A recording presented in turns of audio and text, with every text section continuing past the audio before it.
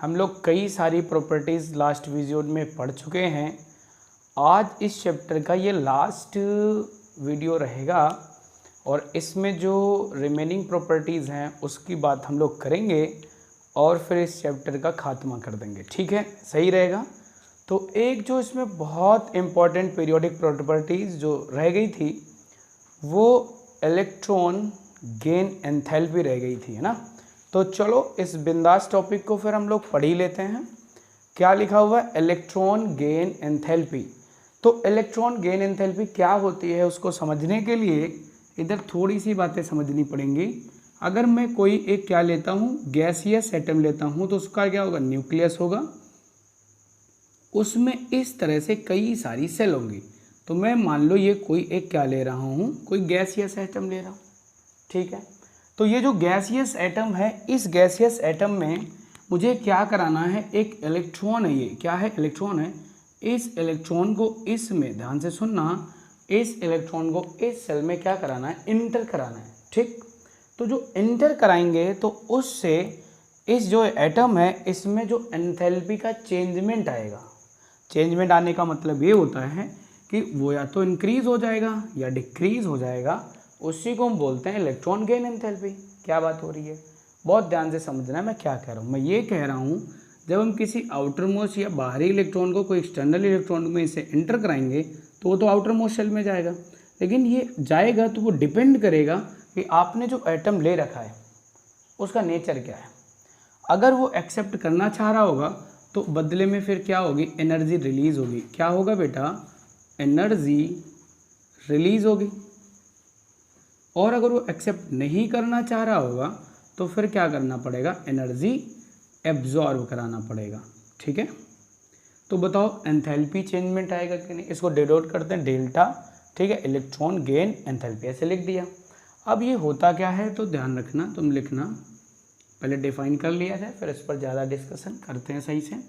तो कोई पूछे क्या है तो तुम बताना electron gain enthalpy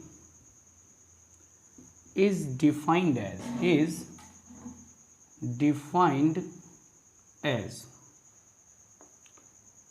the changement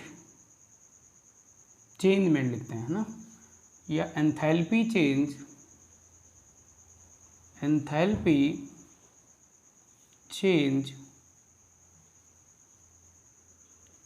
on addition of electron to the outermost cell of atom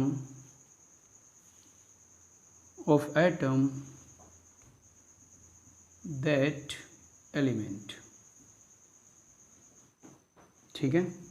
तो यहाँ पर मैंने बताया कि जो इलेक्ट्रॉन गेन एंथैल्पी होती है, मैंने बोला is defined as enthalpy change involve लगा लो यहाँ पर, बहुत अच्छा रहेगा। Involve on addition of electron to the outermost shell of an atom, या फिर यहाँ पे लिख सकते हो गैसियस एटम। अच्छा, जितना बनाना चाहते हो उतना अच्छा बना सकते हो। गैसियस एटम, वो एटम किसी ना किसी एलिमेंट का होगा, ये लिख दिया मैंने, कोई दिक्कत नहीं हुई। लेकिन इसका समझो तो ओवरऑल मतलब क्या है। मैंने कहा एक इलेक्ट्रॉन को इंटर कराना है किसी एटम में, आइसोलेटेड गैसियस एटम जो होगा उसमें इंटर कराने पर जो भी एनर्जी या जो भी एंथैल्पी का चेंजमेंट आएगा उसी को हम बोलेंगे इलेक्ट्रॉन गेन एंथैल्पी, ठीक है। ये बात आपने बहुत ध्यान से सुन ली होगी। अब आगे की कहानी थोड़ी समझते हैं। मैंने कहा कि अगर कोई भी आइसोलेटेड गैसियस एटम है तो वो डिपेंड करेगा कि वो रिएक्शन जो होगी उसमें एनर्जी निकलेगी कि नहीं निकलेगी। तो अगर आप एडिशन करा रहे हो, ध्यान से सुनना, अगर आप क्या करा रहे हो? एडिशन करा रहे हो बेटा, किसका? इलेक्ट्रॉन का। तो वो उसमें एडिशन जो इलेक्ट्रॉन को आप करा रहे हो तो उसमें दो केस हो सकते हैं बेटा। पहला केस हो सकता है कि अगर वो एटम एक्सेप्ट करना चाह रहा है तो एनर्जी क्या होगी? रिलीज़ होगी। और अगर एनर्जी किसी में रिलीज़ हो रही तो वो रिएक्शन कैसी होती है? एक्सोथर्मिक होती है बेटा। कैसी होती है? एक्सोथर्मिक।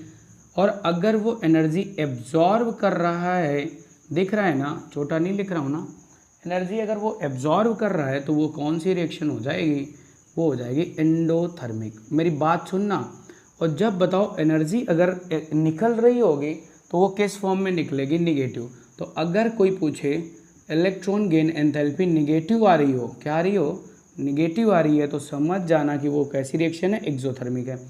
और अगर कोई एंडोथर्मिक आ रही तो उस समय इलेक्ट्रॉन गेन एंथैल्पी कैसी होगी मेरे भाई, वो होगी पॉजिटिव। ठीक है, आगे समझो। अब ये कंडीशन देख तो लीजिए, जो बताई है बात उसको देख लेते हैं तो ज़्यादा अच्छा रहेगा। जैसे मैं यहाँ पे एक एग्जांपल लेता हूँ, एक एग्जांपल इधर मैं ले लेता हूँ। जैसे मैं लेता हूँ क्लोरीन गैसियस एटम लेता हूँ। बेटा क्लोरीन 17 एटॉमिक नंबर होता है, ये किसके स्टेट में, गैसियस स्टेट में। तो मैं क्या करता हूँ, इसमें एक इलेक्ट्रॉन को इंटर कराता हूँ। चलो करा दिया जाए। तो जैसे ही मैं एक इलेक्ट्रॉन को इसमें इंटर कराता हूँ तो इसका इलेक्ट्रॉनिक कन्फिग्रेशन बेटा क्या होता है, 2,8,7। तो ये तो चाहता है कि अगर मुझे एक इलेक्ट्रॉन मिल जाए तो मैं स्टेबल हो जाऊंगा, तो ये तो कर ही लेगा ना काम। तो फिर ये इलेक्ट्रॉन को रिसीव करेगा और यहाँ पे बताओ क्या हो जाएगा, Cl- हो जाएगा और एक किस गैसियस एटम में जाएगा। तो जो इसमें एंथैल्पी रिलीज होगी एनर्जी बेटा, तो जो एनर्जी रिलीज होगी वो कैसी होगी, निगेटिव इलेक्ट्रॉन गेन एंथैल्पी होगी। इसका सेंस ये है कि ये जो रिएक्शन होगी वो एक्सोथर्मिक होगी। बेटा कैसी होगी, एक्सोथर्मिक होगी। क्लियर है बात इतनी? अच्छा यहीं पर मैं एक और केस लेता हूँ, उसको भी देखो। जैसे मैंने सोडियम ले लिया, बेटा क्या ले लिया, सोडियम। अच्छा नोबल गैस ले लो, ज़्यादा अच्छा रहेगा, नोबल गैस लो। अगर मैं यहाँ पे बेटा नोबल गैस ले लेता हूँ तो नोबल गैस में जैसे मैंने नियॉन ले लिया, तो नियॉन का एटॉमिक नंबर होता है 10, तो 2,8 हो जाएगा ना। अब बताओ 2,8 तो पहले से स्टेबल है। अब इसमें तुमने क्या किया, एक इलेक्ट्रॉन एंटर कराने की कोशिश करी, तो वो अनस्टेबल हो जाएगा कि नहीं हो जाएगा। तो बेटा ये क्या करेगा, तो ये इलेक्ट्रॉन रिसीव करना नहीं चाहेगा, क्योंकि उसमें एक प्रिंसिपल से और बढ़ जाएगी ना। इसलिए यहाँ पर जो इलेक्ट्रॉन गेन एंथैल्पी होगी वो कैसी होगी, पॉजिटिव होगी। और पॉजिटिव अगर इलेक्ट्रॉन गेन एंथैल्पी हो रही तो जान जाना वो रिएक्शन कैसी होगी, एंडोथर्मिक। दिख रहा है ना इधर बेटा, एंडोथर्मिक होगी। मेरी बात सुनना, मैं क्या कह रहा हूँ, मैं ये कह रहा हूँ अगर वो एनर्जी एब्जॉर्व कर रहा है, तो अगर इसमें मैं इलेक्ट्रॉन देना चाह रहा हूँ, अगर वो लेना चाहेगा तो ले लेगा, तो फिर खुश होकर क्या करेगा, गिफ्ट देगा तुम्हें। वही गिफ्ट क्या होता है, एनर्जी होती है बेटा। लेकिन अगर सोचो वो लेना ही नहीं चाह रहा हो, तो फिर मैं जब दूंगा तो ज़बरदस्ती देना पड़ेगा ना। और जब ज़बरदस्ती देंगे तो बताओ मुझे एनर्जी भी लगानी पड़ जाएगी। तो एनर्जी लगाएंगे तो बताओ वहाँ पे क्या हो जाएगा, एनर्जी एब्जॉर्प्शन हो जाएगा। क्लियर है इतनी बात? एक बात मैं और बताना चाहूँगा जो ज़रूरी है, वो मैं यहाँ पे मैं बताना चाहूँगा। ठीक है, दिख रहा है, मैं बता देता हूँ। अब अगर तुमने क्या सोचा है कि यहाँ पर अगर Cl- है, ठीक है, ये Cl- दिख रहा है आपको, ठीक है, तो पहला जब दिया तो एक्सोथर्मिक हुआ था। लेकिन अगर मानूं कि यहाँ से मैं Cl- ही उठा लूँ तो ये तो स्टेबल स्टेट है बेटा, 2,8,8। तो स्टेबल स्टेट है, दिख रहा है, हाँ दिख रहा है। तो अब अगर मान लो मैं इसको एक इलेक्ट्रॉन और देना चाहूँ, तो अगर एक इलेक्ट्रॉन और इंटर कराना है तुम्हें आउटर मोस्ट से, तो अगर एक इलेक्ट्रॉन और इंटर कराया तो इसकी कंडीशन ये होगी क्या मेरे भाई, इसमें 2 आ जाएगा और यहाँ पर क्या हो जाएगा, 2,8,8,1 हो जाएगा। लेकिन ये बताओ वो क्यों ऐसा करना चाहेगा, नहीं करना चाहेगा ना। तो ध्यान रखना कि जो मान लो ये पहले जो इलेक्ट्रॉन गेन एंथैल्पी आई थी, अगर मैं इसको मान लूँ कि ये फर्स्ट इलेक्ट्रॉन गेन एंथैल्पी है, ये कौन सी है, फर्स्ट है, तो इसके लिए मैं क्या लिखूंगा कि इसके लिए सेकेंड होगी इलेक्ट्रॉन गेन एंथैल्पी। तो जो सेकेंड इलेक्ट्रॉन गेन एंथैल्पी होती है, मतलब अगर कोई मोनो एनाइन एटम है गैसियस और उसमें अगर मैं इलेक्ट्रॉन ऐड करूं तो उसके लिए सेकेंड इलेक्ट्रॉन गेन एंथैल्पी आएगी। और याद रखना, ये बात नोट करके लिख लो कि सेकेंड जो इलेक्ट्रॉन गेन एंथैल्पी होगी, जो इलेक्ट्रॉन गेन एंथैल्पी होगी वो ऑलवेज क्या होगी, पॉजिटिव होगी। ऑलवेज बेटा क्या होगी, पॉजिटिव हो जाएगी। इतने में कोई दिक्कत नहीं होनी चाहिए। एक यहाँ से बहुत फेमस क्वेश्चन आता है और उस क्वेश्चन को हम लोग समझ लेते हैं। ठीक है, इतनी बात पहले बताओ क्लियर हो गई कि नहीं हो गई, हो गई क्लियर। एक एग्जाम्पल चाहो तो और लिख दूँ, पहले इतने का स्क्रीनशॉट लो फटाफट, फिर मैं एग्जाम्पल बता देता हूँ। ठीक है, चलो मैं बता देता हूँ, हटा दूँ मैं इसको, हटा दिया। चलो अब देखो यहाँ पर, अभी मैं अगर मुझसे कोई पूछे इलेक्ट्रॉन गेन एंथैल्पी भाई साहब क्या होती है, मैं कहूँगा अगर कोई एक्सटर्नल इलेक्ट्रॉन को इंटर कराना है किसी गैसियस एटम में, तो इंटर कराने में जो एंथैल्पी चेंज आता है उसी को क्या बोलते हैं, इलेक्ट्रॉन गेन एंथैल्पी। अब जैसे मान लो मैं कोई ऑक्सीजन एटम ले लेता हूँ, क्या ले लेता हूँ, ऑक्सीजन। तो ऑक्सीजन एक गैसियस एटम है, इसमें एक इलेक्ट्रॉन को मुझे इंटर कराना था, तो O- बन जाएगा कि नहीं बन जाएगा, बन जाएगा। तो यहाँ पर O माइनस बन जाएगा। तो इसके लिए जो इलेक्ट्रॉन गेन एंथैल्पी आती है वो जानते हो कितनी आती है? तो इलेक्ट्रॉन गेन एंथैल्पी जो आती है वो आती है माइनस का 141 किलो जूल पर मोल आता है। अब खुद ही अंदाज़ा लगा लो, माइनस का है ना, तो बताओ एक्सोथर्मिक हुआ कि नहीं हुआ। लेकिन अगर यही O माइनस मैं ले लूँ और एक इलेक्ट्रॉन और इंटर कराने की कोशिश करूँ तो O माइनस 2 हो जाएगा ना। और इसके लिए जो इलेक्ट्रॉन गेन एंथैल्पी आएगी, अब देख कर बताओ, यहाँ पर प्लस का 780 आ रहा है किलो जूल पर मोल। अब खुद बताओ तुम लोग कि यहाँ पर ये पॉजिटिव आ गया ना, अभी मैंने सिखाया था अगर वो पॉजिटिव वैल्यू आ जाए तो वो कैसा होगा? एंडोथर्मिक रिएक्शन होगी। तो एंडोथर्मिक रिएक्शन का सेंस यही हुआ ना कि यहाँ पर जो सेकेंड इलेक्ट्रॉन गेन एंथैल्पी है वो ऑलवेज क्या रहेगी? पॉजिटिव। और जो फर्स्ट है वो कैसी रह रही है? वो रह रही है निगेटिव। ठीक है, क्लियर है इतनी बात? चलो भाई, एक क्वेश्चन इसका बड़ा फेमस आता है, मैं उसको भी बात कर ही लेता हूँ लगे हाथ। क्वेश्चन ये आता है कि जो इलेक्ट्रॉन गेन एंथैल्पी होती है क्लोरीन की और फ्लोरीन में, तो उसमें कंपेयर अगर किया जाए, ध्यान से सुनना, क्वेश्चन ही बन जाएगा। क्या बन जाएगा कि जो इलेक्ट्रॉन गेन एंथैल्पी होती है वो मोर निगेटिव होती है किसकी? क्लोरीन की देन फ्लोरीन। वाई? क्या क्वेश्चन बनेगा बेटा, मैं बता दूं कहो तो क्वेश्चन ये बनेगा कि इलेक्ट्रॉन जो गेन एंथैल्पी है, ठीक है, मोर निगेटिव होगी। Electron gain enthalpy of chlorine is more negative, लिख देता हूँ, इज मोर निगेटिव, ठीक है, negative than fluorine, than fluorine. Why? बता सकता है कोई क्या ऐसा?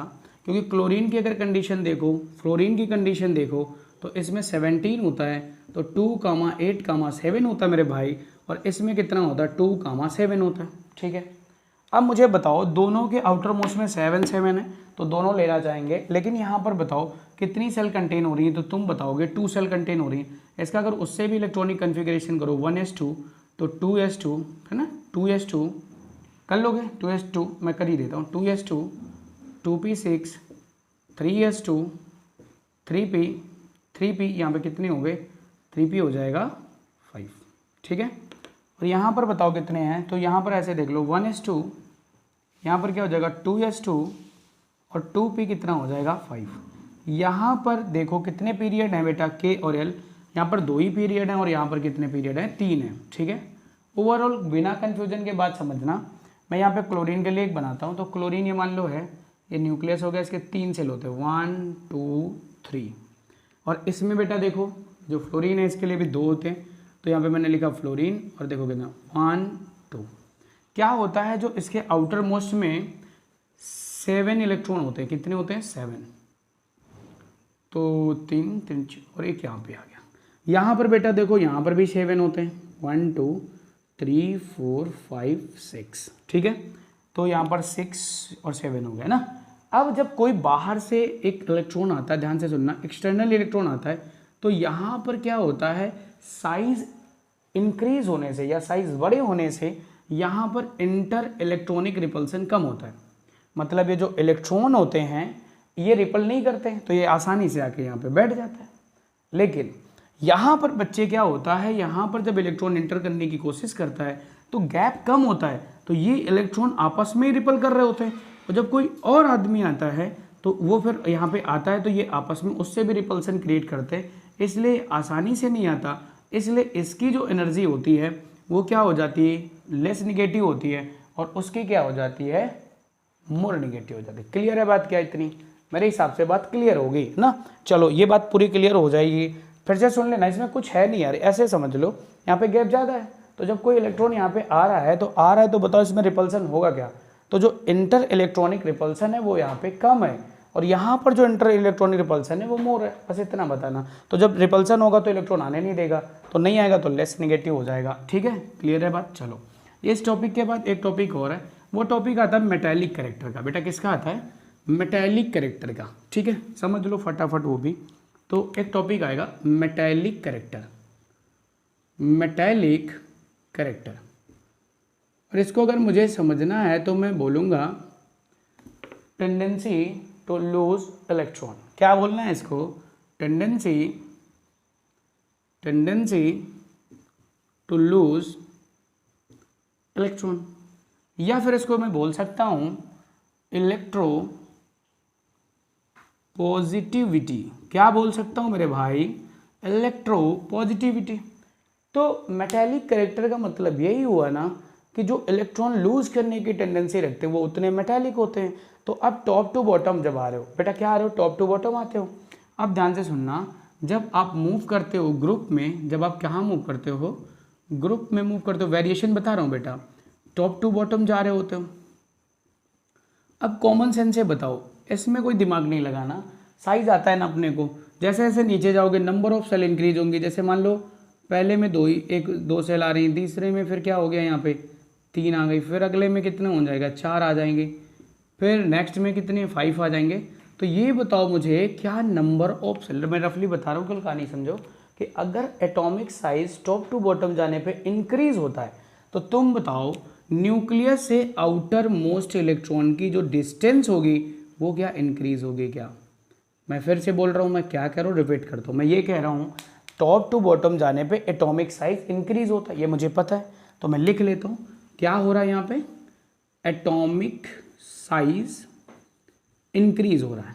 और बेटा जब एटॉमिक साइज इंक्रीज हो रहा है तो ये तुम खुद बताओ, नंबर ऑफ सेल बढ़ रहे होंगे इसलिए एटॉमिक साइज इंक्रीज हो रहा है। तो जो आउटर मोस्ट इलेक्ट्रॉन है और जो न्यूक्लियस है उसकी लगातार डिस्टेंस बढ़ रही है क्या। और अगर डिस्टेंस बढ़ रही है ना दोस्त, तो बताओ इसकी जो बॉन्डिंग होगी या जो फोर्स ऑफ अट्रैक्शन होगा वो कम हो जाएगा कि नहीं कम हो जाएगा। और जो फोर्स ऑफ अट्रैक्शन कम होगा तो आसानी से रिलीज कर सकता है वो। तो एटॉमिक साइज अगर उसका इंक्रीज हो रहा है तो जाहिर है कि उसका मेटेलिक कैरेक्टर भी क्या होगा, इंक्रीज होगा। क्या होगा, मेटेलिक कैरेक्टर इंक्रीज होगा। क्लियर रहेगी बात। तो हम बोल सकते हैं ना, when we move top to bottom in a group, metallic character of an element increases. क्यों इंक्रीज हो रहा, बिकॉज एटॉमिक साइज इंक्रीजेस। ठीक है, क्लियर हो गई बात। दूसरी बात सुनो, दूसरी बात आता है कि जब आप पीरियड में जाते हो, बेटा कहाँ जाते हो, पीरियड में जाते हो, तो पीरियड में वेरिएशन क्या होता है जरा मुझे तुम लोग बताओ। तो जैसे जैसे इधर जा रहे थे तो नंबर ऑफ सेल इक्वल रह रही थी। जैसे मैंने बोरॉन बनाया, कार्बन बनाया ना, फिर उसके बाद कार्बन के बाद वो बनाया, नाइट्रोजन बनाया, फिर ऑक्सीजन बनाया, फ्लोरीन बनाया। मैं ऐसे बता देता हूँ, यहाँ पर 2,3 है, यहाँ पर 2,4 है, यहाँ पर 2,5 है, यहाँ पे 2,6 है, यहाँ पे 2,7 है। सेल तो सबके पास 2 ही है, सेल देखो सबके पास 2 ही है ना। तो जब सेल तो 2 ही हैं लेकिन नंबर ऑफ इधर जाने पर इलेक्ट्रॉन भी इंक्रीज हो रहा है, और जब इलेक्ट्रॉन इंक्रीज होगा तो प्रोटॉन भी इंक्रीज होगा। तो जैसे ये न्यूक्लियस है इसका, तो इसके न्यूक्लियस में मान लो 5 इलेक्ट्रॉन है, 5 है, थोड़ा दिख नहीं रहा होगा वहाँ से, 5 है इसके प्रोटॉन, और इसमें 2 सेल हैं, और बाहर वाले में कितने 3, 1 2 3। उसी तरह से नेक्स्ट में होगा तो 6 प्रोटॉन हो जाएंगे, और बाहर वाली सेल में कितने हैं, तो इस बार 4 हो गए। तो जैसे जैसे क्या होगा, नंबर ऑफ इलेक्ट्रॉन बढ़ेगा और न्यूक्लियस में प्रोटॉन बढ़ेगा। तो बताओ ये क्या करेगा, इनको खींचेगा ना ज़्यादा फोर्स ऑफ अट्रैक्शन से, और जब ज़्यादा फोर्स ऑफ अट्रैक्शन से खींचेगा तो जाहिर है कि जो जैसे ही आगे जाएंगे तो वो थोड़ा थोड़ा क्या करेगा, श्रिंक होता जाएगा। तो पीरियड में जाने पर बताओ एटॉमिक साइज क्या होता है, पीरियड में जाने पर एटॉमिक साइज क्या होता है, तो तुम कहोगे डिक्रीज होता है। क्या होता है, डिक्रीज होता है। तो अगर एटॉमिक साइज डिक्रीज हो रहा है तो मेटेलिक कैरेक्टर भी डिक्रीज करेगा, मेटेलिक कैरेक्टर भी डिक्रीज करेगा। अब बहुत सारे लोगों को नहीं समझ में आएगा कि मेटेलिक कैरेक्टर क्यों डिक्रीज करेगा, बहुत सारे लोगों को नहीं समझ में आएगा मेटेलिक कैरेक्टर सर क्यों डिक्रीज करेगा। तो याद रखना, जैसे जैसे साइज छोटा होता जाएगा तो बताओ न्यूक्लियस से आउटर मोस्ट इलेक्ट्रॉन की जो डिस्टेंस होगी वो कम होती जाएगी क्या। और अगर डिस्टेंस कम हो गई तो बहुत टाइटली पकड़ लेगा ना, और जब बहुत ज़्यादा फोर्स ऑफ अट्रैक्शन होगा तो वो फिर इजीली लूज नहीं करेगा। तो ये भी बात आपको क्लियर पता चल गई। ठीक है, तो एक चैप्टर मान लो ख़त्म ही है, एक छोटी सी बात बची है, उसको भी हम लोग डिस्कस कर ही लें इसी वीडियो में, जिससे ये कहानी पूरी ख़त्म हो जाए। ठीक है, और जब ये कहानी ख़त्म हो जाएगी फिर कोई नेक्स्ट चैप्टर उठाया जाएगा, ठीक है, फिर उस पर बात करी जाएगी। ठीक है, चलो देख लेते हैं। तो एक वर्ड आता है डायगोनल रिलेशनशिप। क्या वर्ड आता है बेटा, डायगोनल रिलेशनशिप। ठीक है, डायगोनल रिलेशनशिप।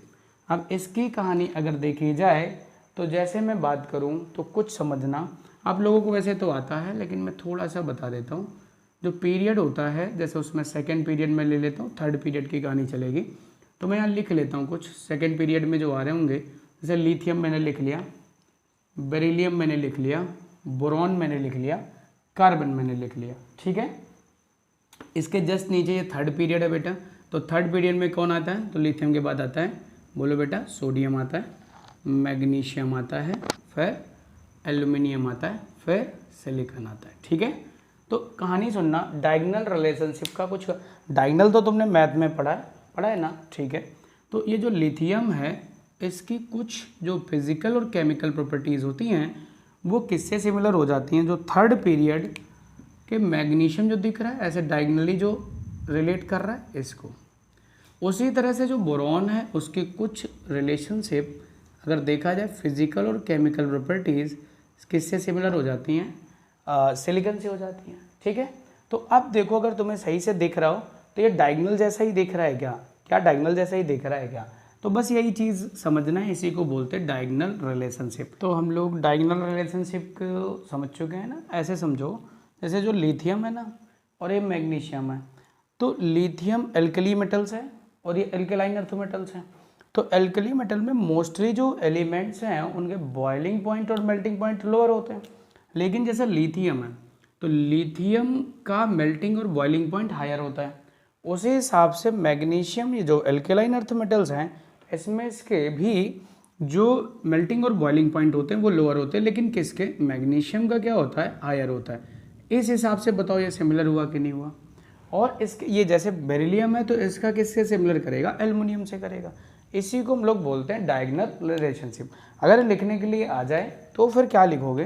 तो लिखोगे सम एलिमेंट्स, ठीक है, ऑफ सेकेंड पीरियड। मैं लिख देता हूँ some elements of second period so similar properties. वो कौन कौन सी होंगी बेटा प्रॉपर्टीज? तो तुम बोलोगे, ब्रैकेट में लिख लेना, फिजिकल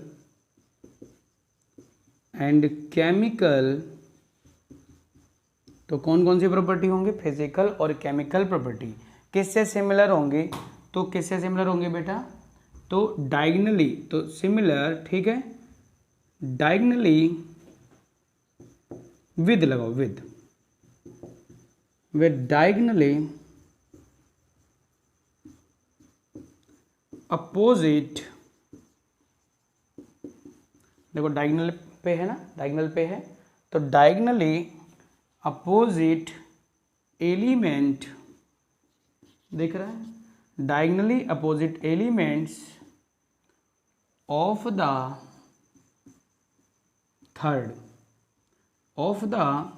थर्ड पीरियड।